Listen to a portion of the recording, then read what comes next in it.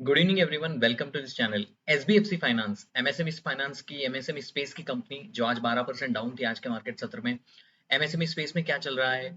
इनमें जो SBFC finance के जो सीएमडी थे उन्होंने रिजाइन किया और वो नॉन एग्जीक्यूटिव डायरेक्टर बन गए हैं। डिसबर्समेंट में ग्रोथ थोड़ी सी फ्लैट आई है सिक्वेंशियल बेसिस के ऊपर। डिसबर्समेंट उतना नहीं रहा है जिसका अनुमान था। हालांकि कंपनी के जो पैट के परफॉर्मेंसेस थे 30% से पैट का ग्रोथ होना, एईएम जो है वो 29% से ग्रो होना, वहां पर चीजें अच्छी लग रही है। लेकिन डिसबर्समेंट के ऊपर resignation of the management, chief collection officer का रेजिग्नेशन आया है। इन सारी चीजों को देखते हुए मार्केट को ये सारी चीजें पसंद नहीं आई और मार्केट ने स्टॉक को 12% डाउन किया। तो इस वीडियो में हम डिटेल में स्टडी करेंगे कंपनी के फंडामेंटल कैसे रहे, कंपनी के जो हालांकि रिजल्ट अनाउंस हुए वो कैसे थे, because at the end of the day fundamental matters a lot than all the noise around the stock. उसके वैल्यूएशन की चीजों को भी समझने की कोशिश करेंगे। इस वीडियो को एंड तक देखना। तो मैं अपना पर्सनल ओपिनियन भी इस स्टॉक के ऊपर दूंगा, तो मुझे क्या लग रहा है, I was invested in this kind of company और मैंने क्या किया पर्सनली इस स्टॉक में। तो चलो वीडियोस की शुरुआत करते हैं। तो आप सभी को तो मालूम है कि एसबीएफसी फाइनेंस एक स्मॉल कैप एमएसएमई कंपनी है जो लोन देने का काम करती है, छोटे बड़े उद्योग धंधा के लिए, छोटे बड़े कामों के लिए। इनकी जो लोन देने की रेंज होती है 5 लाख से लेके 30 लाख तक का लोन वो देते हैं टायर 2 टायर 3 सिटीज में, स्पेशली एमएसएमई में। और वो लोन का टेन्योर जो होता है 12 से 36 मंथ का रहता है। हालांकि पिछले कुछ क्वार्टर से अभी ये गोल्ड लोन का भी काम कर रहे हैं, लेकिन majority SBFC finance is known for MSME lender. जिनके हालांकि रिजल्ट्स अनाउंस हुए वहां पर थोड़े से डाउन टिक नजर आए और मुझे लगता है कि उसकी वजह से मार्केट थोड़ा सा नेगेटिवली रिएक्ट करा। थोड़ा वीडियोस के ऊपर चलने की कोशिश करते हैं, so you can easily understand that आज के मार्केट सत्र में ये जो स्टॉक था वो 12% से एक बार डाउन था। और स्टॉक का अगर मैं थोड़ा सा ओवरऑल आपको गाइडेंस दे दूं, तो स्टॉक जहां से लिस्ट हुआ है मुझे लगता है लगभग उसी रेंज के ऊपर वो फिर घूम रहा है। तो 16 अगस्त 2023 को इसकी लिस्टिंग हुई थी। उसके बाद थोड़ा सा मार्केट ने ऊपर की तरफ इसको लेके गया था, फिर वहां से नीचे की तरफ आ गया है। तो इसके थोड़े से दो तीन चीजों को समझने की कोशिश करेंगे। एक तो इनका जो रिसेंट रिजल्ट है उसको थोड़ा सा एनालिसिस करेंगे और बाद में आएंगे कि रेजिग्नेशन जो आए हैं इसका मार्केट के ऊपर क्या असर पड़ेगा। तो पहली जो चीज, अगर मैं कंपनी के फंडामेंटल्स को अनुसार में चले जाऊं, तो यहाँ पर एसेट अंडर मैनेजमेंट की ग्रोथ जो है वो 5% है क्वार्टर क्वार्टर के लेवल के ऊपर।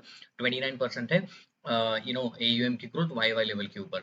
तो नॉर्मली मैं जब रिजल्ट आता है तो मैं उसको एनालिसिस करता हूँ कि इसके मैनेजमेंट ने इसके पहले क्या कहा था, मैनेजमेंट ने ग्रोथ का गाइडेंस क्या दिया था। तो एयूएम का गाइडेंस उन्होंने दिया था कि 30% से हम ग्रो करेंगे, 5-6% क्वार्टर ऑन क्वार्टर के लेवल पर ग्रोथ करेंगे। तो वो मुझे दिख रहा है। तो मतलब एसेट अंडर मैनेजमेंट का जो नंबर है जो कंपनी ने पहले गाइड किया था उसी के अनुसार है। मैं ब्रांचेस की बात करूँ तो 33 नए ब्रांचेस को ऐड किया है वाई वाई लेवल के ऊपर और 10 ब्रांचेस को क्वार्टर ऑन क्वार्टर लेवल के ऊपर उन्होंने ऐड किया है। डिसबर्समेंट की ग्रोथ यहाँ पर थोड़ा सा मुझे थोड़ा सा डिसअपॉइंटमेंट हुआ। हालांकि उन्होंने पिछले क्वार्टर में कहा था कि हम डिसबर्समेंट कम करेंगे, ऐसा नहीं है कि ये कोई शॉकिंग नंबर है। तो आप देखोगे क्वार्टर ऑन क्वार्टर के ऊपर 14% का थोड़ा सा डिप आना, ये मुझे थोड़ा सा मतलब ज्यादा ही सरप्राइजिंग लगा। अगर 5-6% से डिसबर्समेंट डाउन होता तो then I can understand. Normally ये होता है किसी भी लेंडिंग इंस्टीट्यूट में, अगर आपका अभी डिसबर्समेंट कम हो रहा है तो मतलब आप थोड़े से कॉशियस साउंड कर रहे हो। तो आगे आने वाले समय में आपका जो ये एसेट अंडर मैनेजमेंट है उसको थोड़ा सा हिट आता है, क्योंकि एसेट अंडर अंडर मैनेजमेंट कैसे कैलकुलेट किया जाता है, जो भी आपका नया मतलब बुक में जो भी लोन है और उसमें से माइनस करते हो कि जितना लोन पेमेंट आपने रिकवर कर गया है। तो मतलब जब आप लोन देते हो उसमें से कुछ लोन रिकवर भी होता है। तो एसेट अंडर मैनेजमेंट की फिगर इस तरीके से कैलकुलेट की जाती है कि टोटल आपने डिसबर्समेंट कितना दिया, अभी अकाउंट के ऊपर लोन कितना है, उसमें से माइनस कितना रिकवर हुआ, तो वो सब माइनस करके वो एसेट अंडर मैनेजमेंट का नंबर आता है। लेकिन अगले आने वाले समय में अगर आप डिसबर्समेंट को ही बहुत कम करोगे तो उसके चलते क्या होता है कि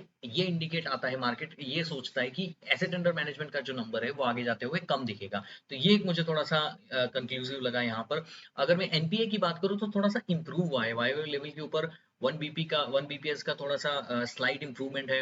अगर मैं पैट की बात करूँ तो ऑपरेटिंग लिवरेज इनको मिला है जो उनको हमेशा से ही मिलता है। 34% का इनको ऑपरेटिंग लेवरेज मिला है, तो वहां पर मुझे कोई प्रॉब्लम नजर नहीं आती है। ओपेक्स के नंबर, ऑपरेटिंग एक्सपेंडिचर, 10 नए ब्रांचेस को खोलने के बाद भी यहाँ पर ओपेक्स का नंबर है थोड़ा सा स्लाइड किया है 69 बीपीएस और 47 BPS on quarter of quarter level basis. तो ये भी मुझे अच्छा लगा क्योंकि आपकी ऑपरेटिंग एक्सपेंडिचर की कॉस्ट है वो कम हो रही है despite of your adding the branches, so which shows a great thing.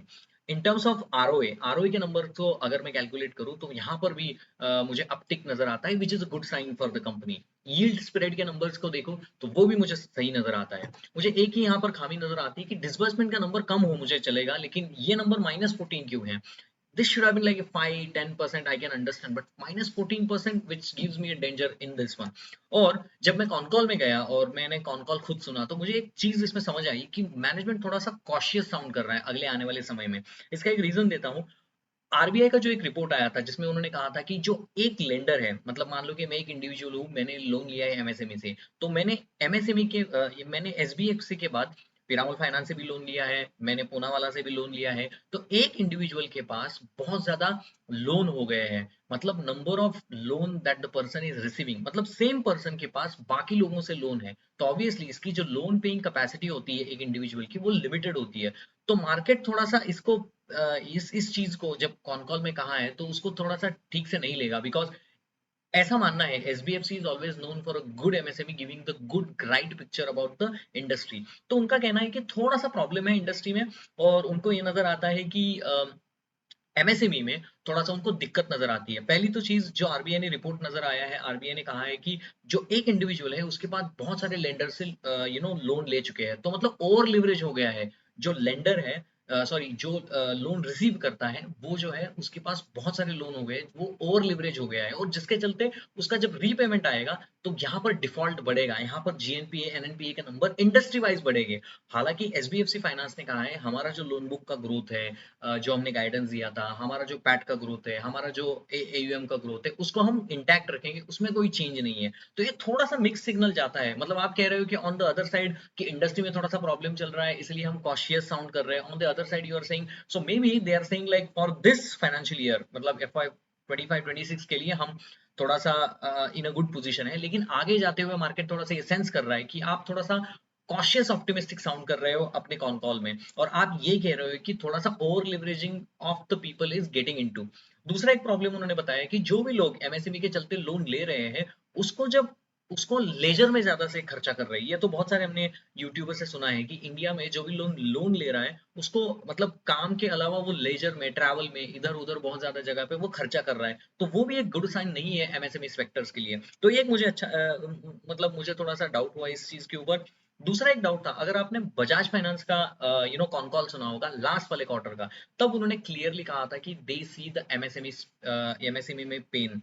हालांकि मैं खुद एसबीएफसी फाइनेंस को होल्ड करता था, मैंने लास्ट क्वार्टर में भी ऐड नहीं किया, और इस क्वार्टर में ये सब देखने के बाद तो मैंने तो अपनी पोजीशन को रिड्यूस किया, to be honest and to be frank with all of you. तो इसके रीजन मुझे बहुत सारे लगे, बिकॉज मुझे ऐसा लग रहा है कि इंडिया में थोड़ा सा प्रॉब्लम यही होता है कि आप एक इन्वेस्टर होते हैं, आप कंपनी के बाहर होते हो, और आपको नहीं पता है कि कंपनी में एक्चुअली क्या चल रहा है। हम जो कंपनी कहती है, जो हमें कंपनी प्रेजेंट करती है, उसके ऊपर एक हम जजमेंट बनाते हैं।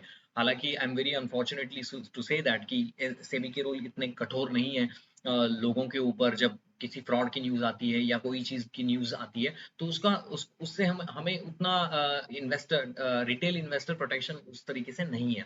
तो जब मैं इस चीज को देखता हूँ कि ऑन द वन साइड की कंपनी का जो मैनेजमेंट है, असीम गुरु, मतलब असीम ध्रुव जो है उनके सीएमडी थे, बहुत समय से वहां पर थे, और बहुत अच्छा काम इतने समय से उन्होंने किया है। मेरे मन में डाउट है कि अभी क्यों उन्होंने स्टेप डाउन किया, अभी क्यों कहा कि नहीं नहीं महेश देवयानी जो उनके लोग थे, एग्जीक्यूटिव डायरेक्टर थे, he will become the new CMD. तो मेरा सवाल उनसे है कि what is this time when you say your disbursement is going down, your chief collection officer, अगर मैं यहाँ पर दिखाऊं तो ये न्यूज़ है, Asim Dhruv to become the non executive vice chairman of the SBFC finance, और Mahesh Dayani will become the MD and CEO.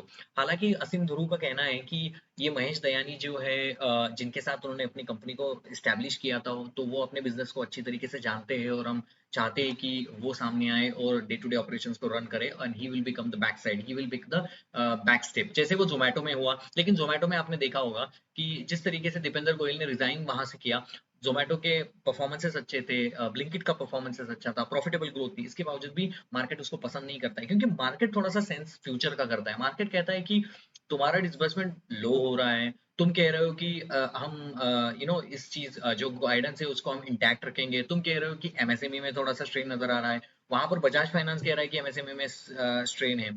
आप एक बात को समझो, अगर आप रिटेल इन्वेस्टर हो और आप यहाँ पर बैठे हुए हो, हाथ पे हाथ धरे बैठे कि हाँ हाँ ये जो बोल रहा है सही है, तो मैं इस तरीके का इन्वेस्टर हूँ जो मुझे लगता है कि कहीं ना कहीं मुझे थोड़ी सी भी शंका लगे ना, अगर मेरा लॉस भी हो जाए तो मैं उस शेयर को बेच के निकल जाता हूँ, क्योंकि I want to trust the management and I want to see management. मैंने बहुत सारे स्टॉक्स में देखा है कि नॉर्मली क्या होता है कि सारी चीजें अच्छी हो जाती है, कंपनी के फंडामेंटल सही होते होते हैं, बाकी सारी चीजें अच्छी होती है, कंपनी अपने कॉन कॉल में आके कहता है कि भाई मैं तो सही चीज कर रहा हूँ, मैं तो एयूएम ग्रोथ कर रहा हूँ, लेकिन इसके बावजूद भी स्टॉक के ऊपर एक ओवरहैंग सा बना होता है, क्योंकि स्टॉक में जो पार्टिसिपेंट है, जो बड़े पार्टिसिपेंट है, ऑब्वियसली हमारे रिटेल जैसे इन्वेस्टर कितना ही खरीदेंगे, उनसे तो स्टॉक हिलता नहीं है उतनी, अगर हमारी हाई अमाउंट नहीं है, तो ये जो स्टॉक हिलेगा वो बड़े इन्वेस्टर से रहेगा, जो कोई 50 करोड़ 60 करोड़ उसमें डालेगा। लेकिन उसके लिए उसको थोड़ा सा कॉन्फिडेंस चाहिए ना कि मार्केट में क्या हो रहा है। ऑब्वियसली उसको हमसे ज्यादा इंफॉर्मेशन रहती है, तो you need to be very careful when the company से like okay, there is nothing wrong in the problems in the company, there is nothing ever in the problem. Tell me the one thing of the Kalyan Jeweler. How many times Kalyan Jewelers has been explained to their shareholders that there is no problem, we are growing, we are doing this, still stock ऊपर नहीं जाता है। बाकी सारी कंपनियों के stock ऊपर क्यों जाते हैं भाई, टाइटन क्यों ऊपर है? तो ये होता है कि एक मैनेजमेंट का ट्रस्ट होता है। और मैं जब यूएस कंपनियों को, honestly speaking, I am not happy with this, because अगर मैं यूएस कंपनियों को एनालिसिस करता हूँ, मैंने कभी नहीं देखा कि छोटी मार्केट कैप की कंपनी है और वो जाके कंपनी का रिजाइन करता है, बोलता है नहीं भाई हो गया, 60 साल का मैं हो गया, बहुत पैसा कमा लिया, अभी मैं पीछे हटता हूँ। आप जेनसन हॉन्ग को देखिए, एनवीडिया का, उसको पैसे की जरूरत है नहीं है, लेकिन he is continuously do extremely well. He's extremely sounds positive about the AI innovations in the US, what US is doing, and what NVIDIA is doing, and he's don't take a back step. I know, I mean, NVIDIA is a bigger picture. You cannot compare with the SBFC, but I'm just telling an example. If you, as an individual, you establish the companies and you want to run the companies, I trust that CEO because I need someone who I can trust blindly. So वो blind ही चला जाता है, तो then I get distracted, like okay, what's happening, कि आपकी disbursement कम हो रही है, आपका चीफ कलेक्शन ऑफिसर कह रहा है कि 24 जनवरी को हमने रिजाइन दिया और 30 जनवरी को उसका लास्ट डे है। What does it sense? I mean it sense something behind the doors which we don't know. I'm not speculating here, but this is something which I don't like from the companies. अगर मैं थोड़ा सा fundamental के ऊपर थोड़ा वापस आता हूँ, तो 9 मंथ में 29 की, मतलब यहाँ पर तो कुछ मुझे प्रॉब्लम नजर नहीं आता, तो यही मार्केट सेंस करता है। हालांकि अगर मैं देखूं, इनका जो कर्नाटका का थोड़ा सा प्रॉब्लम था वो भी थोड़ा सा निकल चुका है। ये है Mahesh Dayani and he will become the new MD and CEO going forward, and Asim Biyani will like this one.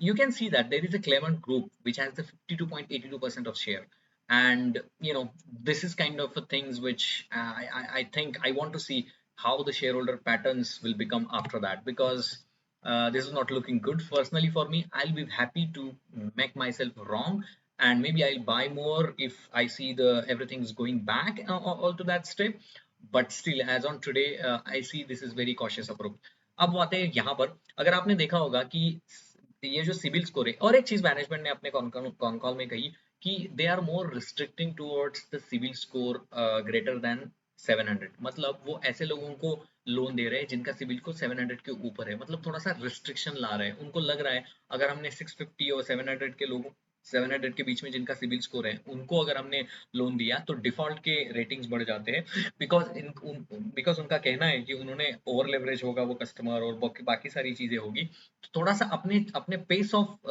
Growth को, डिसबर्समेंट को थोड़ा सा वो कंट्रोल कर रहे हैं। उनका कहना है कि there are two types of NBFC जो ग्रोथ के ऊपर अभी ज्यादा फोकस कर रहे हैं, लेकिन बाद में जाके उनका जीएनपीए आ सकता है क्योंकि over leverage situation of individual is there in the market. और दूसरी एक चीजें, हम थोड़ा सा कॉशियसली इन सारी चीजों को देख रहे हैं, maybe we will be successful going forward. उन्होंने एक चीज एक्सटेंडेड कहा which I don't like about the con call, is like we are the boring business and we are doing consistently performances. So I mean this doesn't sound well. अगर आप यहाँ पर देखोगे gold loan जो है, इन्होंने अपने यहाँ पर देखो उनके 1 डीपीडी बकेट, ये 1 डीपीडी बकेट क्या होता है कि 30 डेज के ऊपर अगर जिसका पेमेंट ड्यू है तो उसके वो परसेंटेजेस में आ जाता है कि इन्होंने अपने पैसे वापस नहीं किए, तो वो जो नंबर फ्लैट है। अगर मैं क्वार्टर ऑन क्वार्टर के नंबर्स की बात करूँ, अगर मैं ग्रॉस एनपीए की बात करूँ, वो भी थोड़ा सा कम हुआ है Q2 टू Q3। यहाँ पर डीपीडी बकेट वहां पर 8.72 टू 8.72 रिमेन द सेम, एनएनपीए के नंबर स्लाइड है, पीसीआर के number with in the line है। और उनका एक कहना है कि कॉस्ट ऑफ बोरोइंग, उनका और एक कहना है कि जो ये रेट कट हुए 125 बीपीएस का जो आरबीआई ने रेट कट किया है वो अभी तक पास ऑन नहीं हुआ है। बैंकों ने सिर्फ 30-40 बेसिस पॉइंट का ही उन्होंने पास ऑन किया है। तो उनको जो उम्मीद थी कि कॉस्ट ऑफ बोरोइंग कम होगी वो उनको कम होती हुई नजर नहीं आ रही है। और उन्होंने एक अच्छी कमेंट्री दी है। उनका कहना है कि may be this was the last rate cut has been done और they don't see that there is a more rate cuts coming days to come. तभी I will be more interested to listen the commentary of Bajaj Finance to make my final verdict about it because SBFC Finance जैसी company, असीम ध्रुव जैसे लोग वो कह रहे हैं कि अगले आने वाले समय में कोई रेट कट नहीं होगा और शायद we will come back to the rate increase cycle post June 2026. So this is not also the good sign कि इनका कहना है कि the situation looking at the ground और उनका कहना है कि जो भी रेट कट अनाउंस किए हैं दिस इज मैक्सिमम। और जो आईएसडी यूएनआर यूएसडी आईएनआर का जो सिचुएशन चल रहा है उसके चलते और रेट कट वो उम्मीद नहीं कर रहे हैं। तो अगर रेट कट होता है तो सारे एनबीएफसीज को फायदा होता है। लेकिन आई वाज वेरी सरप्राइज कि वो कह रहे हैं कि अगले आने वाले समय में उनको लगता है कि रेट कट ज्यादा नहीं होगा। दूसरा एक चीज, इनका जो क्रेडिट कॉस्ट का जो नंबर है वो लास्ट क्वार्टर में थोड़ा सा ऊपर की तरफ आया था। अभी भी मुझे लगता है कि उनका कहना है कि we will maintain that credit cost numbers because I want that credit cost number to go down, but that's not happening. They are saying we will continue to maintain the credit cost. Cost of borrowing का number उनका कहना है कि थोड़ा सा हम improvement करेंगे, वो भी स्लाइट इम्प्रूवमेंट उन्होंने बताया है। दे don't see that number is going down very drastically. हालांकि उन्होंने कहा है कि ओपेक्स के नंबर को हम थोड़ा सा कम करेंगे, which is a great sign from that perspective. तो ओवरऑल मैं समरी दे देता हूँ। कंपनी का परफॉर्मेंसेस सही है, Q3 के नंबर सही थे। अगले आने वाले समय में उन्होंने जो गाइडेंस दिया था उसको इंटैक्ट रखा है, which is a very good sign. The disbursement के नंबर्स को कम होना, I feel this is not a good sign. हालांकि उन्होंने कहा था कि लास्ट क्वार्टर में कहा था कि डिसबर्समेंट के नंबर को कम करेंगे, लेकिन इतना कम करेंगे ये मुझे पता नहीं था। दूसरी एक चीज उन्होंने कही है कि ये जो डिसबर्समेंट के नंबर है अगले आने वाले समय में हम थोड़ा सा कंस्ट्रेंट रहेंगे लोन देते समय, क्योंकि उनको लग रहा है कि थोड़ा सा स्ट्रेस इसमें चल रहा है। तो मैनेजमेंट की कमेंट्री का ओवरऑल अगर मैं आपको बताऊं तो थोड़ा सा वीक कमेंट्री मुझे लगी। दूसरी चीज, असीम ध्रुव का जो रेजिग्नेशन आया है तो अभी ही क्यों आया? चीफ कलेक्शन ऑफिस का जो रेजिग्नेशन आया वो भी अभी ही क्यों आया? ये सारी चीजें मुझे समझ नहीं आई अभी। तो that's what I was like very disappointed and I sold some of my stake on to it. If SBFC Finance delivers again in the next quarter, and after listening to the Bajaj Finance commentary, I'll make my assumptions. अगर मैं valuations की बात करूं तो अभी जो SBFC finance का valuation है वो प्राइस टू बुक 2.87 है। आपको मैं बता देता हूं, ये अगर 2.87 का नंबर 2 के नीचे आ गया तो then will be a killing buy, I mean it's a hungry buy below 2.87। ROE के नंबर उनका कहना है कि 14-15% का आरओई वो मेंटेन करेंगे, which is a good sign. But price to book 2.87, पहले तो मुझे लगता है कि price to book, if I say to you, price to book number was there like 4.2 on 13th of January, which has been drastically reducing. So that number is getting reduced. So it looks as, because last time भी यहाँ पर 2.8 2.9 पे यहाँ पर उन्होंने down किया था और वहां से वो ऊपर की तरफ गया था। तो कहीं ना कहीं वैल्यूएशन रिस्ट्रेच हो रहा है, प्राइस टू बुक ज्यादा था। और अगले आने वाले समय में डिसबर्समेंट कम हो रहा है तो मतलब एयूएम कम होगा, मार्केट को ऐसा लगता है। रेजिग्नेशन आ गए तो मार्केट को ऐसा लगता है, तो थोड़ा सा वैल्यूएशन थोड़ा सा कॉम्प्रेस हो जाते हैं। तो ये वैल्यूएशन मुझे सही लग रहा है। You need to keep eye on this company, this is a very good financial company, very good MSME. But may be short term में थोड़ा सा मुझे प्रॉब्लम नजर आ रहा है। And I would like to see what Bajaj finance, and I would like to see अगले आने वाले क्वार्टर में उनके रिजल्ट्स कैसे रहते हैं। सो होपफुली आपको ये वीडियो पसंद आया होगा। अगर आपको ये वीडियो पसंद आया है तो प्लीज लाइक करें, शेयर करें और सब्सक्राइब करें। और अगर आपके कोई सुझाव है तो बिल्कुल मेरे पास आप अपने कमेंट के जरिए आप भेज सकते हो। Thank you very much for your time and मिलते हैं नेक्स्ट वीडियो में। Thank you very much guys.